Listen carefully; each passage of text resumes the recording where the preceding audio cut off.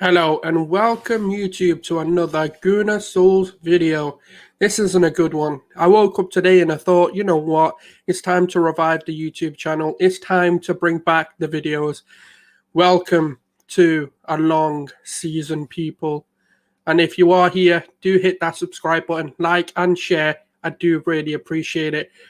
Welcome back.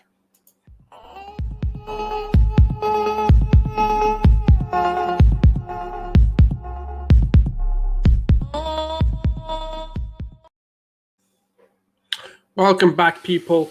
Now, we're talking about a very, very long season today. We're talking about Brentford taking on Arsenal in the opening game of the Premier League, and we will be digesting and breaking down what on earth went wrong, how did it come to this, and how have we prepared to fail for another season. Now, I know a lot of you have been missing this face and missing the YouTube channel. I am back for the season, and there's going to be a lot more videos and a lot more insights from myself, and I will be bringing people on. And there's many shows returning as well. It's just needed a summer break where I was just doing a little bit more on other people's channels. But if you are new, do subscribe, do like the video. I do really appreciate it. But let's get into it. Now, me personally, going into Brentford and watching, the reaction from the Brentford fans, I understand they're on cloud nine. I understand that it's a historical moment for them. But the confidence, the cockiness that they showed against Arsenal, the way that everyone wrote us off, and we were the only ones backing our own corner and believing that Arsenal have an opportunity to actually win in this game, was mind-boggling, that the faith was not returned and that we actually thought, people were being stupid by writing us off and being deluded by writing us off. And, we believed it's a championship side at the end of the day that are promoted. We are a Premier League side. We're meant to be a Big Six, an invitation into the Super League. And we're the opening game of the Premier League. And two of our star players are out of illness. Now, apparently from people that I've been talking to and been, interacting with, it is a genuine illness and there is a medical reason behind why they were out. But can you blame the fan base for losing their heads and being, conspiracy theorists and not wanting to believe what the club have to say? Of course not. Even I lost my head and was like, nah, there's something deeper to this. And then when you look at the performance, the fact that no one wanted to be there, no one wanted to sit there and actually play football. There was no pressing, there was no urgency, there was no intensity in the game. And the fact that we fielded that many kids in the opening game of the Premier League is shocking to begin with. The fact that we had two of our new starters already playing, the fact that we had people out of the season, Partey's injured, which is fair enough, it happens.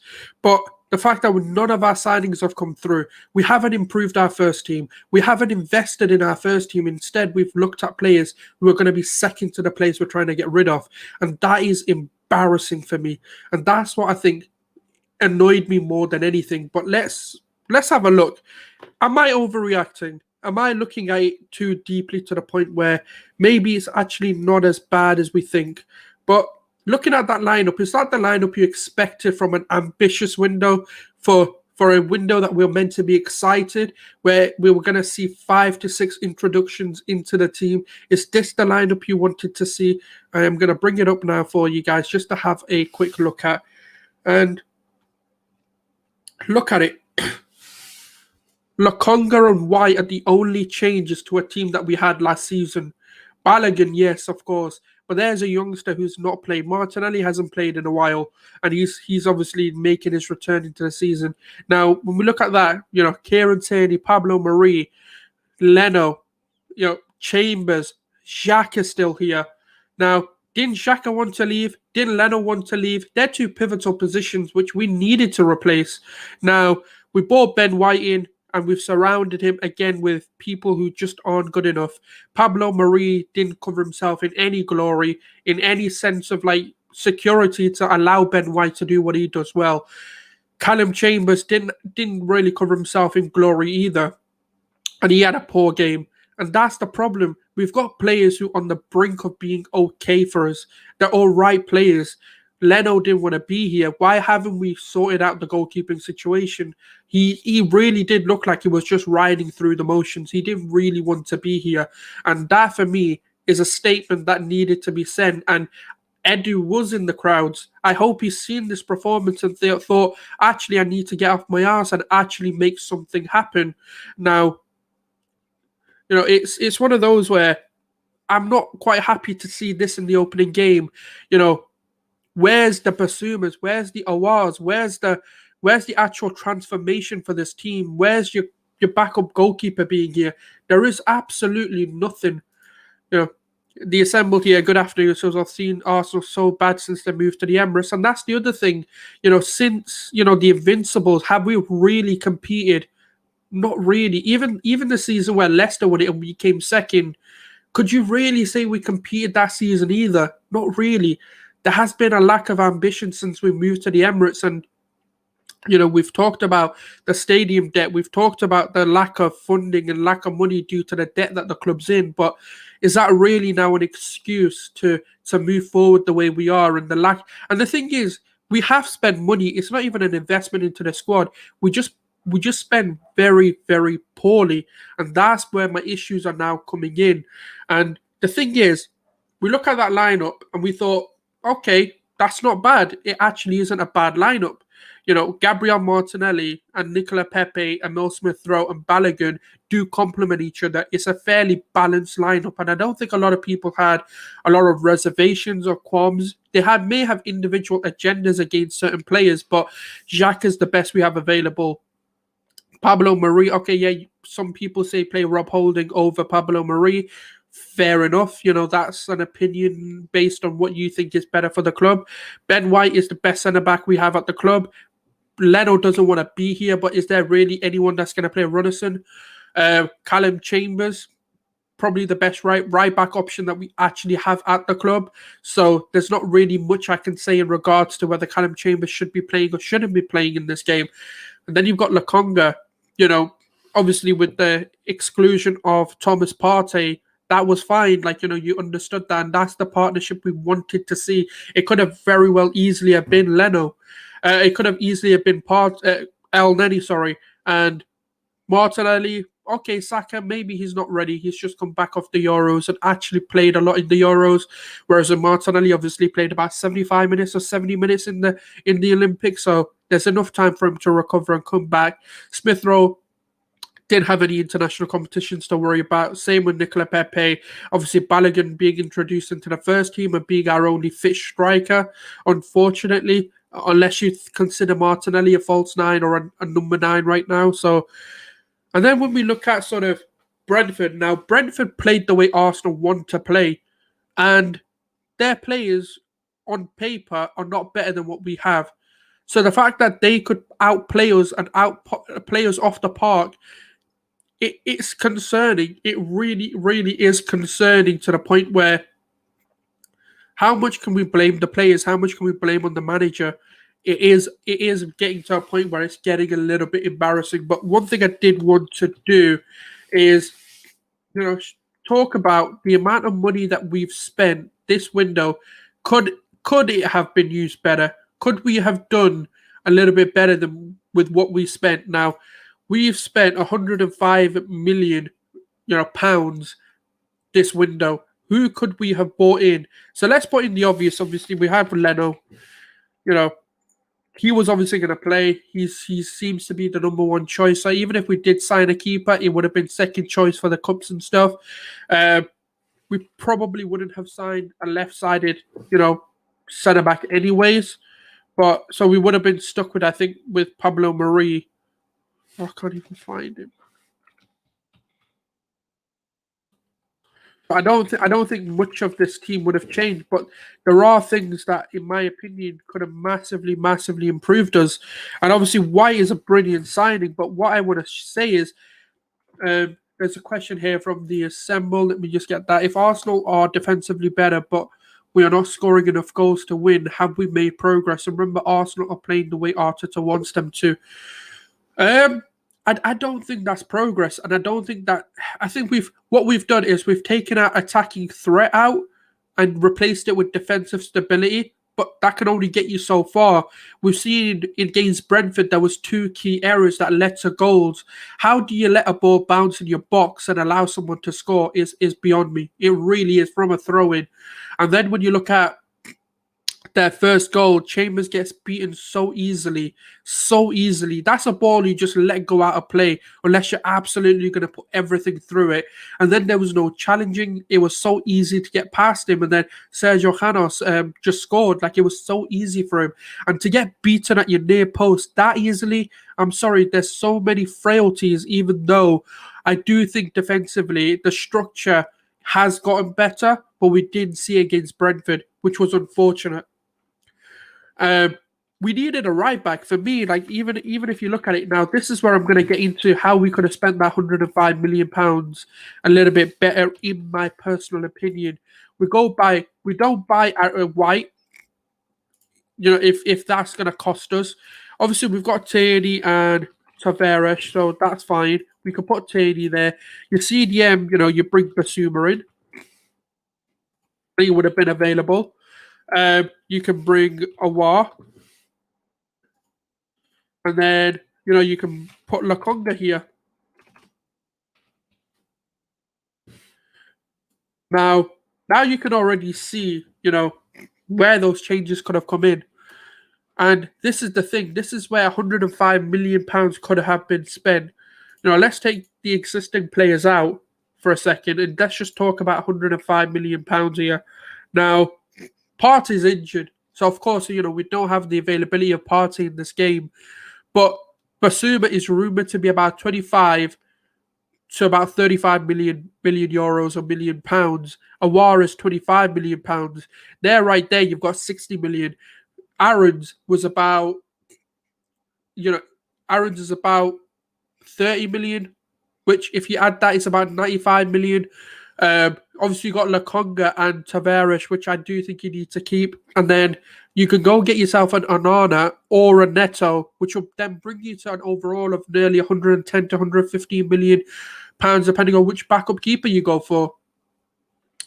Yeah, Arteta's cousin in the chat saying he's not getting sacked. He probably won't. I know it's a bit of an overreaction for the first game, but it is something we need to talk about. And for me, it's embarrassing. Like, when we look at the economics of how we spent our money, Ben White, 50 million, did we need him? Yes. Was he a priority? No. So if we end the season with what we have, it's not good enough.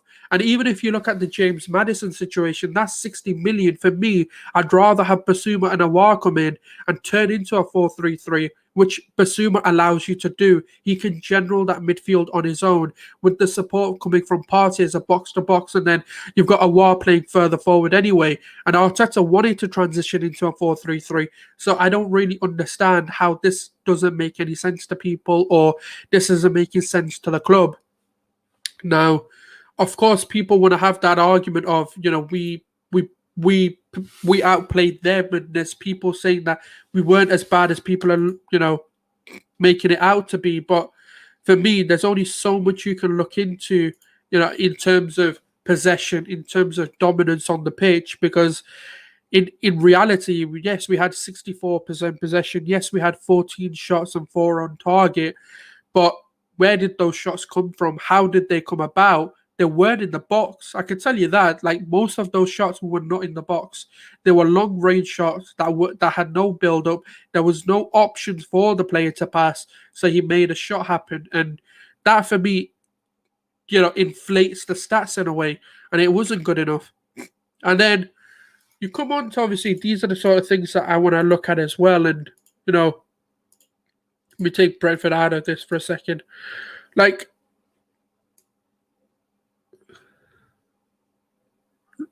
it's just not really good enough. Like, I want to show you, like, literally in the full game how many touches Balogun had. This is where, it gets a bit embarrassing when you start to look at how many touches this man had. Look, he had fucking 13 touches in the entire game. 13 touches to your striker. I'm sorry, that's not good enough. And then you look at Martinelli, again, another player who had substantially less touches as well. in comparison to what you expect your outlets to have. That is, I think he ended on 19 touches in the entire game. You tell me 19 touches, yeah, and 9 touches for your striker and 19 touches for your attack, 13 to 19 touches for your attackers. That is shocking against Brentford. And people want to tell me we dominated. I'm sorry, I'm not hearing it.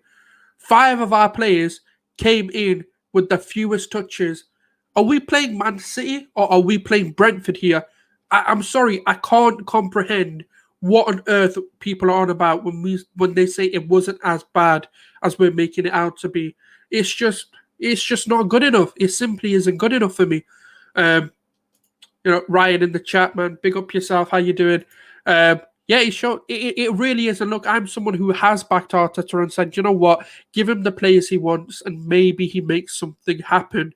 But I don't see it anymore. I'm just seeing the same old mistakes being made. I'm seeing the same repeat of patterns that we don't want to be seeing anymore. And it's just, there comes a point where you have to think, is this guy the man for the job for the future? Not at all. We're not rebuilding right. Now, I do have a bit of sympathy. Maybe he was lied to. Maybe he was lied to when he made the statements that, he was going to get given 5 or 6 players. He is a naive young manager who probably is gullible and is going to believe whatever the club say. And when it comes to sort of, believing Arteta, now that's up to you if you want to. I never believed a word he said. I never thought we're going to be that ambitious. If we were signing 5, 6 players, it would have been maybe 1 good player, 2 at a stretch, and then the rest would have been, whatever, we'll move on. And that's the thing. It is coming down to now, why abandon your tactics? Why abandon everything you've played in the preseason? High line, high press, we see none of it. We retreated, which shows a sign of a fear. It shows a sign of we don't want to go toe-to-toe against Brentford. And then people are having hope against Chelsea. Now, it's deflating. It really, really is deflating. He's too one-dimensional. He was never the man because 100%, I don't think he has the experience to change things around when they're going drastically wrong or get a team up for it. The fact that we have one of our stats are when we're down in the first half or we're losing the first half and we go into the second half, we've never won a game. We've never won a game losing the first half under Arteta, and that's happened 14 times. It's a bit shocking. It's not even a bit, actually. It's very shocking that he's got no ability to change his plans, to change the way he wants to play, and change the dimensions of how we get back into winning a game. The belief was more Arsenal being successful rather than Mikel, 100%. And the thing is, he has got the players now. I don't believe for a second now. I don't know whether he truly wanted to keep Xhaka or whether he was forced to keep Xhaka. Now, that's obviously we're never going to know. We're never going to truly know whether, Edu or Vinay or the Kroenke said, look, you're going to have to keep him because we're not going to give you more fundings to get a midfielder in. But then you see the likes of Maddison being linked for 60 to 70 million. And I'm like, and this is a question to the chat room as well, actually, but would we rather have a Warren Basuma or just Maddison? Personally, I want a Warren Basuma. I've always wanted Basuma anyway, but adding a War to it is what you need, and it at least fills the void for now. Maybe he's not the answer, but he definitely fills the solution for the time being. He's a good enough player to fill for at least the next few seasons, and he's quite young. So it fits all the profiles that Arsenal Football Club are looking at. So no one can understand what is happening. The best we can do is watch and learn. If it gets too bad, it will affect the club's money. This is when the Cronkies will step in. Yeah, I think so. I hope so. But the thing is, why let it get that bad? Why let it get to the point where we don't really want the owners to interfere? This is the thing. We don't want it to get to that point because it shows how much we've dropped. It shows how much global reputation we've dropped, and it shows so many signs of crackingness, and It's not what I want to see because it just means we have to be so low. Like the fact that we're not in top four, we're finishing eighth twice now, hasn't made the Kroenkes response. What's it going to take? And I don't want to see that. I don't want to see it go that bad for them to want to respond. What's it going to take? Relegation? I'm sorry, I don't want to see relegation just to get the Artetas, just to get the Kroenkes out. It's not what I want to do personally. It's not really the way I'd want to move. It's not really the way that I'd want to see the club move. I want them to be able to at least compete. That's all I want. I don't care who the owners are. But it's seemingly becoming more of an increasing issue where they don't understand the realm of football. They don't understand how a football club is run. Is that Chrome Hearts? I don't know what that means.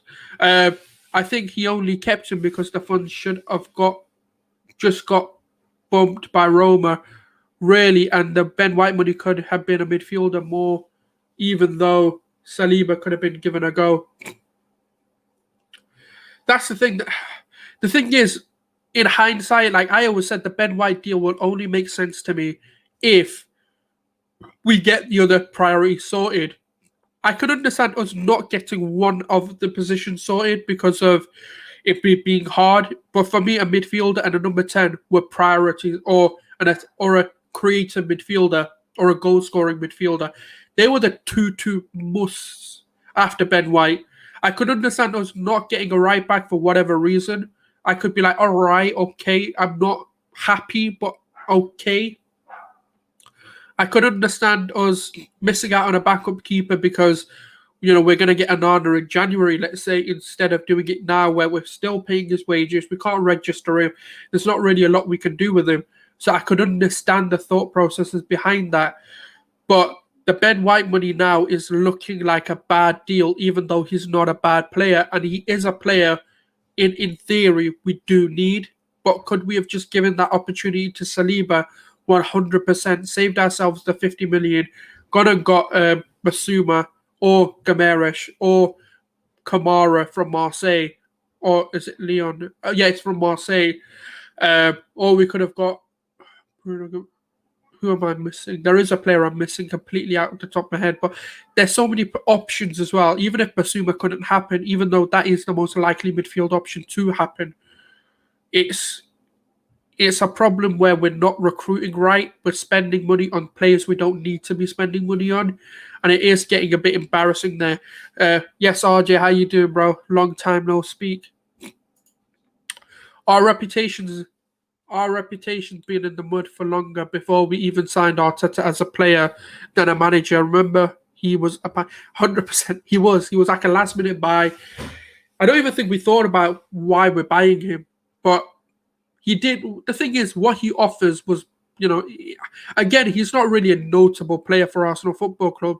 He's not someone who it's not the first players that come into your mind. He's not even a legend of the club. He's done nothing of that stature to even be considered bigger. Now, even if I wouldn't bring an ex. The thing is, I wouldn't want to bring an ex-legend back to Arsenal anyways, because I don't think Vieira is good enough. I don't think Henry is good enough. I don't think there's many managers out there who have played for Arsenal who could do what's required. I would prefer Vieira if we were looking for an ex-player to be Vieira, but I wouldn't want that in reality. I think the same sort of issues would come up.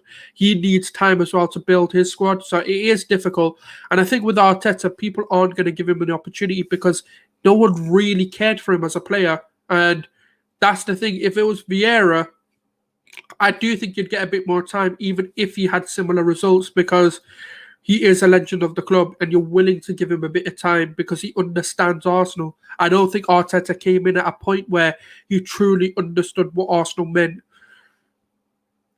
He's not a problem. It's because we have no leadership. Yeah, 100%. I don't think Arteta knows how to lead. And the fact is, I can't see Xhaka being a leader. The guy has openly made it clear he's wanted to leave on multiple occasions. I can't have someone who's wanted to leave on multiple occasions to be someone that's running this football club, and being the captain on the pitch. For me, you give it to Tierney, you take it away from Aubameyang. But the thing is, even if we take the captaincy away from Aubameyang, I don't think he bags. Personally, I just don't see it happening. You need to bring the profile of player who's going to allow him to score. You need to bring him a creative midfielder who's going to allow him to be that player, because he's not a back-to-goal keeper. And but put too much pressure on him by giving him the captaincy, to say that we've got this faith in you, to give him a bumper deal when his head was elsewhere. And that changed the reality of everything. Aubameyang didn't want to be at Arsenal. That's the one thing, we need to think about. He was ready for the move. He was absolutely ready to move on. He was looking at Barcelona. Real Madrid were interested. I can't remember. There was another club that was flirting with the idea of signing him. I think United were inquiring about him as well. And his head was turned. Otherwise, he would have signed. But the fact that he was not even confident in himself to sign a deal goes to show why we gave him the captaincy when he didn't want to be at the club. That was a red flag for me as well. And the thing is, a lot of people have said we didn't want to. Ryan said it in the chat. Yeah, Chelsea. That's it. Sorry, but I do know. Yeah, I knew there was a Premier League club that inquired about him, but then there was like Barcelona, Real Madrid really looking to sign him before the whole pandemic hit in, and obviously revenue loss and everything.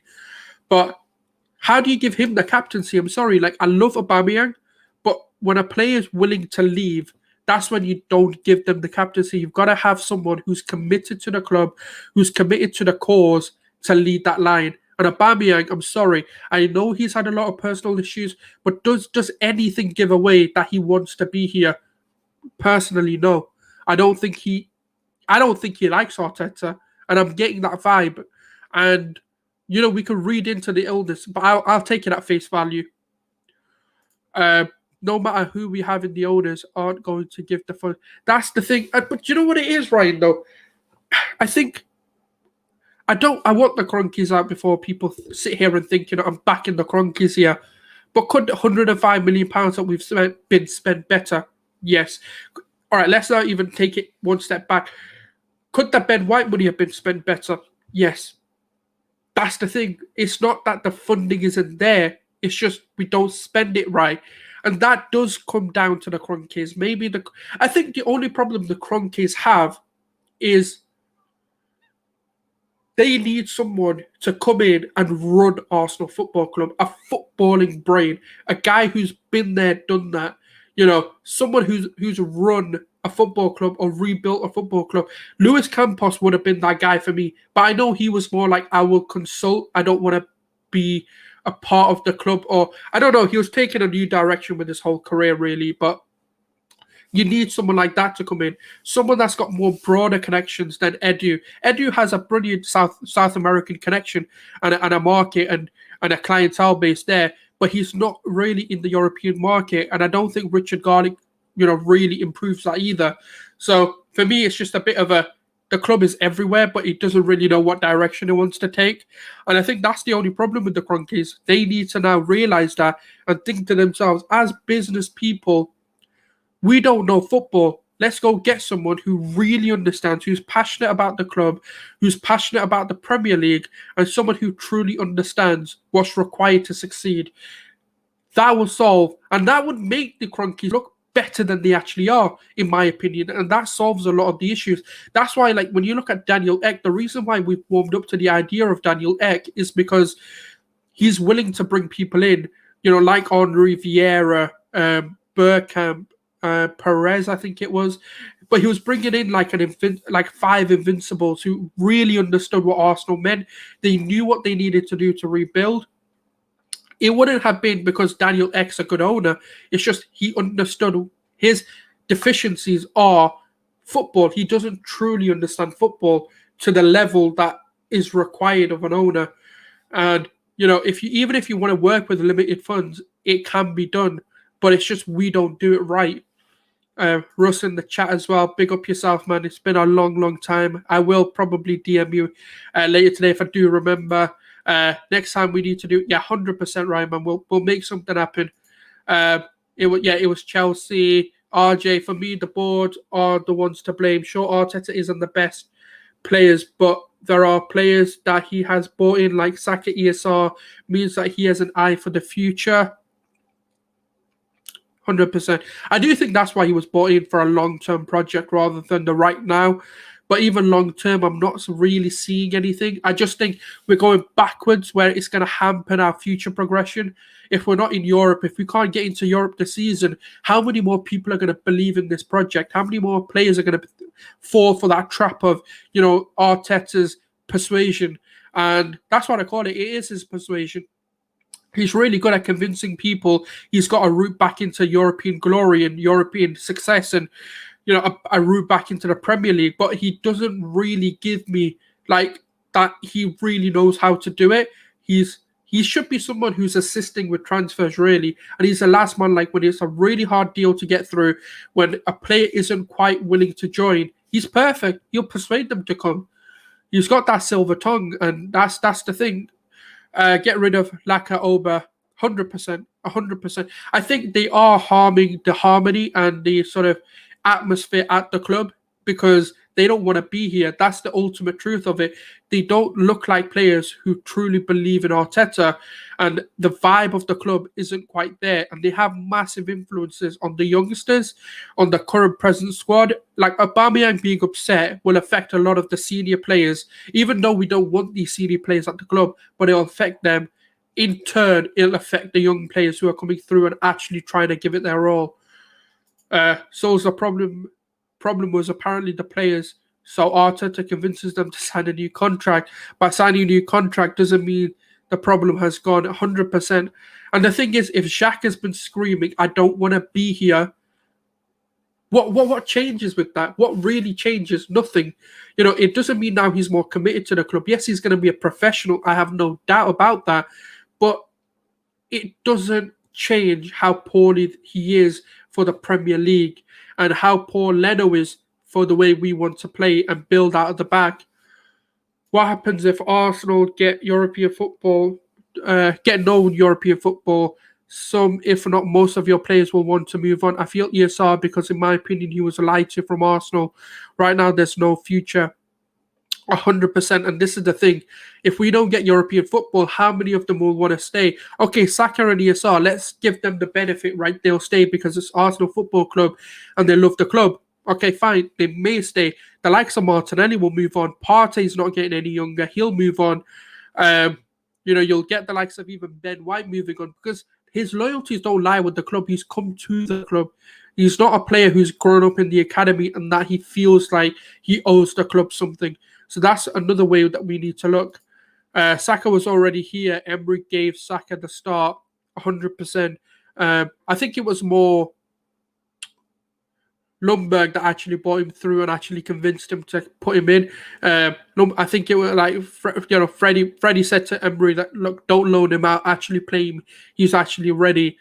Out of curiosity, would you try and get Wenger back into the board if you want someone who brought Arsenal to the highest level? In my opinion, wasn't his fault that Arsenal are in a shithole team there. I don't know. Because if you think about, because the thing is, I don't know how much of an influence Wenger had on bringing the likes of Xhaka into the club, bringing the likes of Mustafi in, and the likes, and obviously even Holding in. So has he also got a different opinion on how Arsenal should move?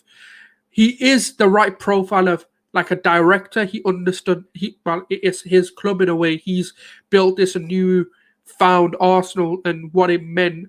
But in a way, do we want to go back to what caused a lot of these issues? No, we want to move on with even directors and even members of the board and the back room, players who are and personnel who are going to innovate rather than just stagnate the club. AFC Amir here saying no chance Oban Laka move on. The wages at the club is not something any club is. Yeah, I don't think they will, and that's why it's so hard to move these players on. Like, who's going to play 100? But firstly, who's going to pay about 15 to 20 million for Laka plus 180,000 a week or around that kind of ballpark figure? So it is interesting. It is an interesting one there, where it's going to be very difficult to really move these kinds of people on. The club comes first, but we need to completely need every. Yeah, the thing is, there's a lot of players we need to get rid of, and that's what we were promised. But obviously, none of it came to fruition. We were told that there'll be a clear out, there'll be a rebuild, but I've seen neither. I've not really seen players really coming in. I've not seen players going out. So I don't really know what's going on at the moment, and I do think we're going to stagnate and go eighth or seventh at the moment. I just don't think top six is a possibility. We fell into an Ozil situation with Oba. We panicked as we wouldn't be able to replace him. To save face, we gave him a new contract and the captaincy. Yeah, 100%. I don't agree you should give a captaincy to a player who, firstly, he doesn't really have leadership skills. Secondly, didn't want to be at the club. So I don't really understand why we did that. Xhaka hasn't signed the new deal. That's the thing. He could run his contract down because he's pissed that no one wants him for a decent fee. That's the thing. I mean, he had a good Euros. According to people, he had a decent season. The fact that he still isn't demanding money, you got to look at Mourinho. He was at Man United, didn't want Xhaka. At Spurs, didn't want Xhaka. Goes to Roma, first signing he wants is Xhaka. Why? Because even he knows Xhaka ain't made for the Premier League and to move forward as a Premier League club. But for a Serie A club, it's a different story. I do think he'd go smash at the Serie A because it's his pace of league. No, Wenger, yeah. Have a good stream, man. You too. Wenger knows the club better than anyone else. 100%. That's why I'm not against him being like a director or a board member, but there is an element of me that thinks we do need to move on from the past and bring in new ideas or fresh ideas on how to move forward. Arteta isn't convincing anyone. He's giving them money and then saying Arsenal haven't got any money to buy players. Could that be the new contract money to get more of the same? Arteta.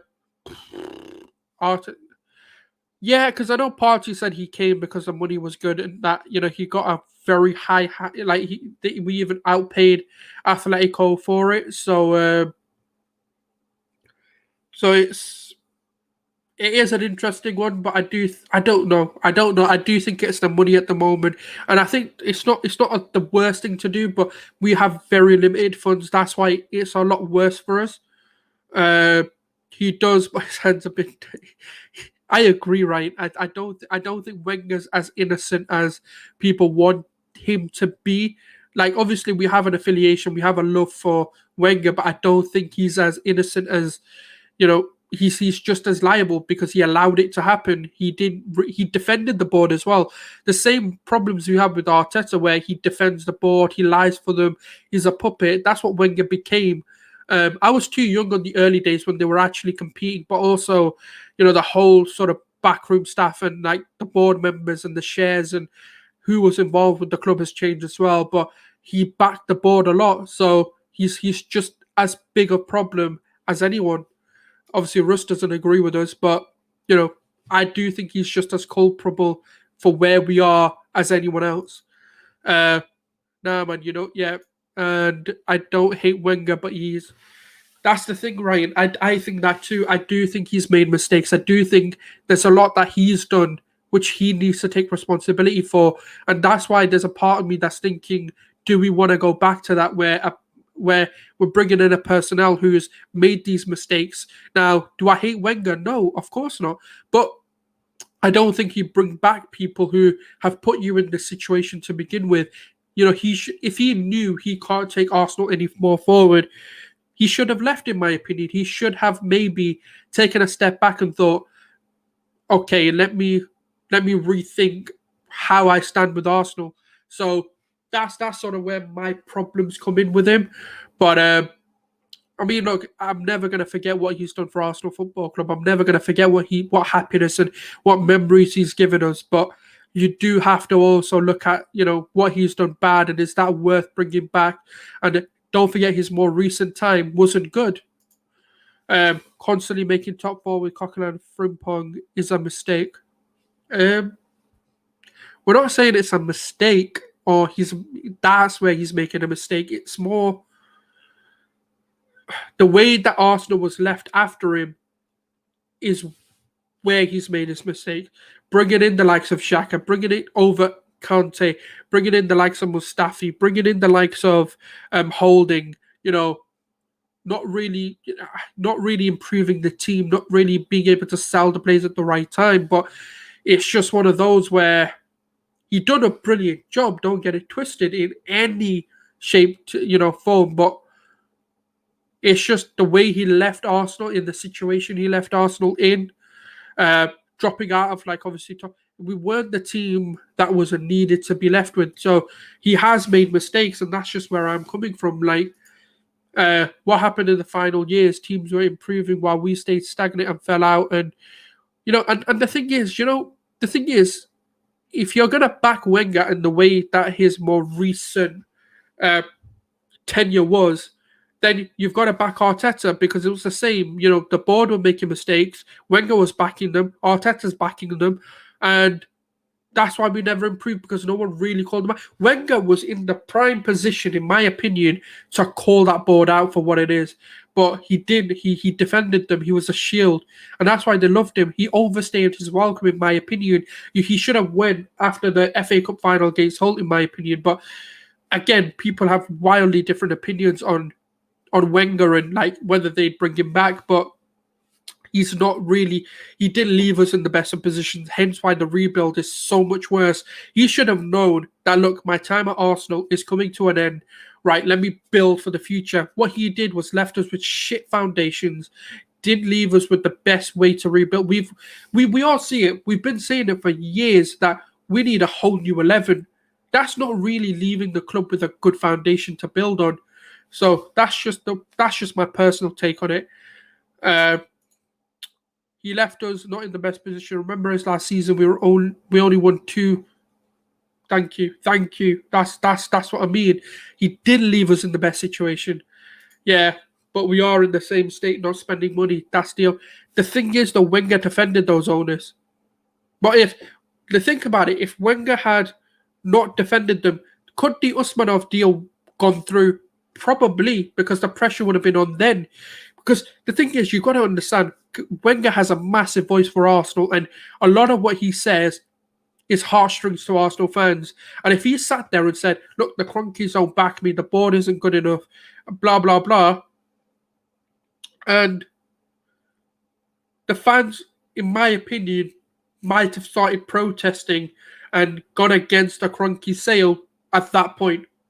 But the problem we have was because Wenger was defending them and saying that, look, it's, and regurgitating BS in a way, it meant that the fans didn't really take notice of it, even though there were a section of the fan base that were really against the Kroenkes, but it wasn't enough, in my opinion. And if Wenger had spoken out a bit, that would have changed. And that trajectory of, them taking over is not going to happen, in my opinion. But again, I think people have wildly different takes on this.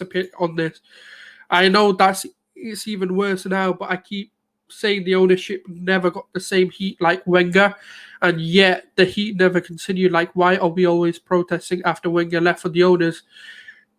Exactly. Yes, long time no sentiment. How you doing, bro? Hope you're good. Yes. Lads, I'm going on loan, handed him a transfer request with an option to buy.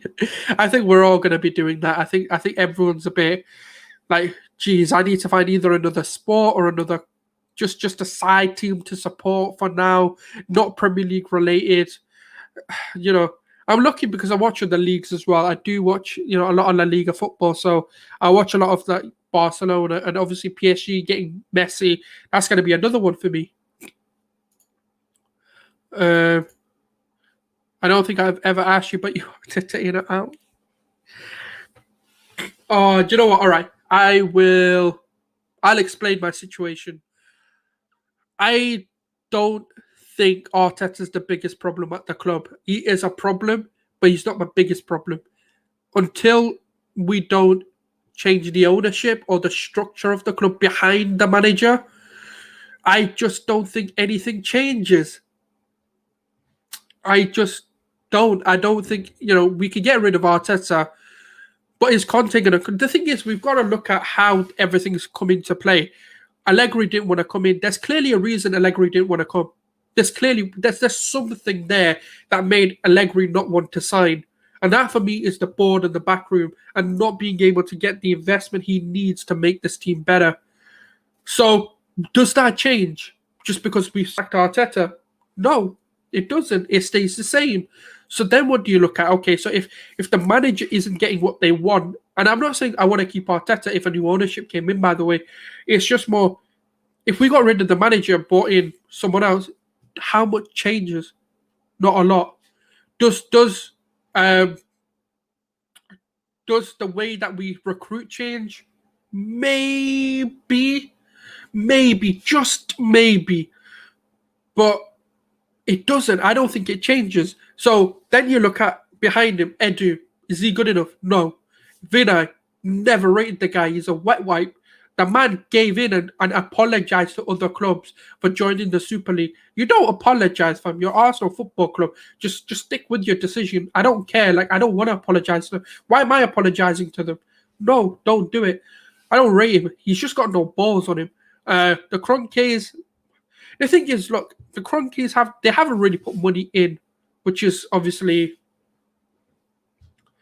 and that's the thing. I don't think Edu is any better than what we had before. He can't really get deals done quick enough. And he also told us to fuck off because we don't really know how to run a football club. So he can also do one. So I guess I'm more owners and board out before I'm the manager out. So I wouldn't say Arteta in. Like, if he went, he goes like, I couldn't give a shit.